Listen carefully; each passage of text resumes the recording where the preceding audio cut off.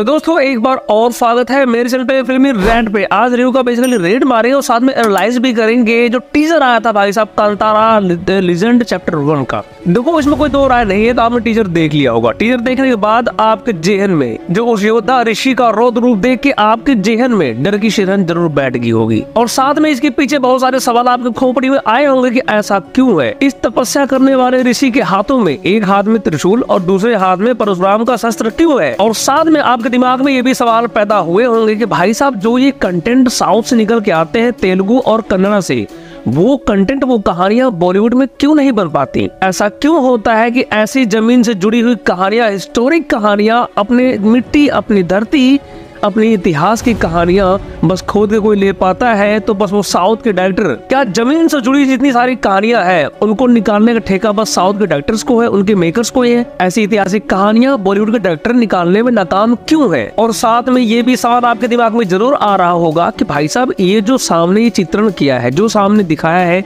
जो विजुअलाइज किया है, इसके पीछे ऋषभ शेट्टी की सोच क्या है। जहाँ पर संदीप रेड्डी वांगा लोग को सोचने का तरीका इनका बहुत ही एक्सट्रीम है, वहाँ पर ऋषभ शेट्टी का उनकी धरती से जुड़ी कहानियों का सोचने का नजरिया ही अलग है, तरीका ही अलग है। और एक और सवाल है जो आपके दिमाग में नहीं लेकिन हाँ मेरे दिमाग में जरूर आया था। वो सवाल ये था कि भाई साहब जो दिखाया गया है ये एक योद्धा ऋषि जो दोनों हाथों में शस्त्र है, जटा है, दाढ़ी है, मूंछ है और बलिष्ठ शरीर है, ये कहाँ से इंस्पायर्ड है, ये सारी बातें आपको बताऊंगा। बने रहो मेरे साथ इस वीडियो में, तब तक मेरे चैनल को सब्सक्राइब करना, लाइक जरूर कर देना। सबसे पहले दोस्तों ये बात करते हैं कि जो टीजर में दिखाया गया योद्धा, ये ऋषि, ये किस से इंस्पायर्ड है, किस तरह का लग रहा है और इसके पीछे, इसको बनाने के पीछे ऋषभ शेट्टी की सोच क्या है। टीजर में एक तपस्वी बलिष्ठ शरीर का योद्धा ऋषि और एक उग्र रूप में, उग्र पोस्टर में दिखाई दे रहा है, जिसके हाथों में परशुराम का हथियार गंडासा है और दूसरे हाथ में शिव का शस्त्र त्रिशूल है और आंखों में हजारों ज्वालामुखी के बराबर तपन है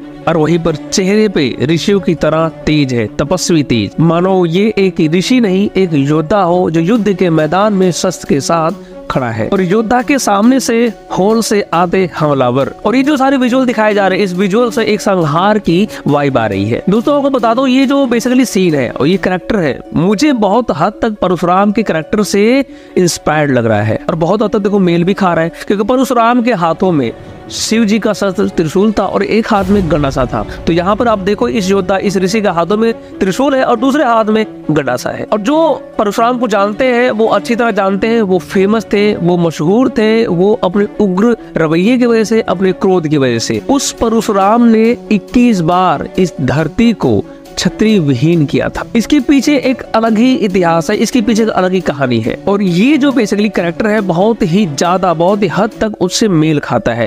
ये शरीर से लथपथ खून, हाथों से बहता खून, दोनों हाथों में हथियार, जटा, दाढ़ी और बलिष्ठ शरीर, ये सब कुछ मेल खाता है। अच्छा, इस कैरेक्टर को निभाने वाला कोई और नहीं, ऋषभ शेट्टी है। और ये देखो शूट कर रहा है बंदा, जिस हिसाब से ऋषभ शेट्टी का कद काठी है उस हिसाब से देखो ये शूट कर रहा है। और इस कैरेक्टर को कैसा दिखाना है, किस हद तक कैसा काम लेना है, वो ऋषभ शेट्टी के अलावा कोई और नहीं जान सकता। रीजन ये है क्योंकि वो कहानी लिखने वाला कोई और नहीं ऋषभ शेट्टी ही है। उनके हाथों से लिखी हुई कहानी और खुद किया गया परफॉर्म एक्सट्रीम लेवल का होने वाला है। अब दूसरा सवाल आपके दिमाग में ये आ रहा होगा कि भाई साहब इसमें क्या दिखाने वाले हैं। आपने कांतारा देखी, कांतारा देखो वो चैप्टर 2 था और ये जो बना है चैप्टर 1, मतलब कि इससे पहले का पार्ट होने वाला है। और आपको ये भी बता दूं ये कहानी शिफ्ट होने वाली है 300 शताब्दी में। जी हाँ, आपको 14 साल पहले लेके जाने वाली है कहानी। आपको बता दो इसमें क्या दिखाया जाने वाला है। तो कांतारा चैप्टर 1 में पंजरूली और गुलिगा देवों की कहानियों में से कोई एक कहानी दिखाई जा सकती है। और आपने कांतारा देखे होगी जहाँ पर आपने देखा होगा कि एक जंगल में जाता हुआ एक राजा जिसको पंजरूली देव मिलते हैं और तब से उनका परिवार पीढ़ी दर पीढ़ी पंजरूली की सेवा करता हुआ आया है। यानी कि इस कहानी में आगे बहुत से पार्ट्स के स्कोप तो देखो है। भाई जो गाँव के जो देव है उनकी भी तो कोई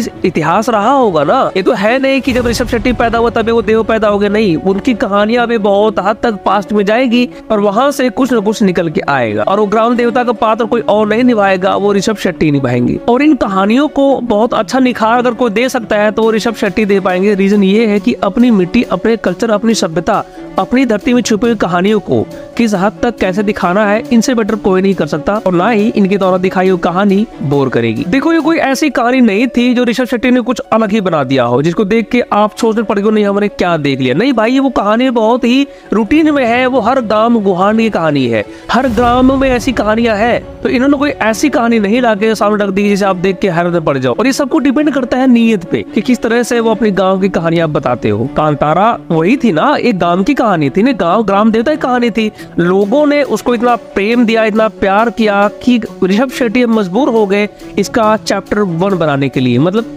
एक तरह से चैप्टर 2 ही है, पहले कांतारा आई, उसके बाद एक कांतारा चैप्टर 1 आ रही है, तो दूसरा भाग लाने को मजबूर हो गए ना। देखो, ऐसी ऑर्गेनिक, कल्चरल, हिस्टोरिक और शुद्ध कहानियां तब सामने निकल के आ पाती है जब सामने बनाने वाले की आत्मा शुद्ध हो और वो अपनी सभ्यता, अपने कल्चर, अपने पूर्वजों के साहसिक कार्यों पे गर्व करता हो और वो अपना कल्चर, अपनी कहानियां, अपनी पूजा पद्धति दुनिया को बताने में गर्व महसूस करता हो। और सवाल वही है ना कि ऐसी कहानियां बॉलीवुड क्यों नहीं बना पाता? इसका जवाब इसी में छिपा हुआ है। शुद्ध मन से शुद्ध कहानियों का निर्माण होता है और बॉलीवुड का मन कितना शुद्ध है छोड़ो।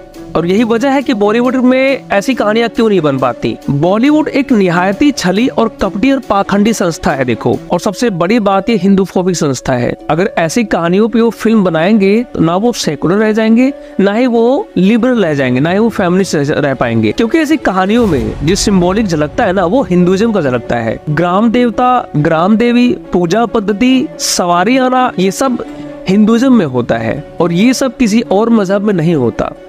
अगर ऐसा होता तो डिफरेंटली बॉलीवुड फिल्म बनाता। इनका ये दुर्भाग्य है कि ऐसी कहानियां बस हिंदुइज्म में पाई जाती हैं। अगर ऐसी कहानियों पे फिल्म बनाते हैं तो इनको देवों को, हिंदुइज्म के सिंबॉलिक को पॉजिटिव वे में दिखाना पड़ेगा, जो ये बिल्कुल कतई नहीं कर सकते। हाँ, ये फिल्म बना सकते हैं इस्लामिक सिंबोलिज्म पर। उन्होंने रिसेंटली में फिल्म बनाई थी ना ब्रह्मास्त्र। इस फिल्म का जितना भी दिखावे एस्थेटिक था वो सब हिंदुइज्म में था, लेकिन फिल्म के अंदर इस्लामिक आइडेंटिटी पाई गई, इस्लामिक सिंबोलिज्म पाया गया और वो फिल्म कितनी बड़ी फ्लॉप साबित हुई सबको पता है। तो ये हो गया कि हिंदू सिंबोलिज्म पे ये फिल्म नहीं बना सकते, वो भी पॉजिटिव वे में। और दूसरी बात ये है कि जमीन से जुड़ी कहानियों में फिल्म बनाने के लिए आदमी को जमीन से जुड़ा हुआ होना चाहिए, जो बिल्कुल ये अप्रूव्ड है, जमीन से जुड़े बिल्कुल नहीं है। देखो, भारत की धरती हिंदू वीरांगनाओं और वीरों से सजी हुई है और इन वीरों और वीरांगनाओं की साहसिक गाथाओं से इतिहास, भारत का इतिहास भरा हुआ है। अब बॉलीवुड की दुविधा ये है कि उस पर फिल्म बनाता है तो उनके उन मान्यताओं को दिखाना पड़ेगा जो वीर और वीरांगनाएं जिनको वो माना करते थे, मतलब हिंदू सिंबोलिज्म। तो इनके लिए धर्म संकट देखो यही है कि चाह कर भी ऐसी कथाओं पे फिल्में नहीं बना सकते। जब ये ऐसी फिल्में, कहानियां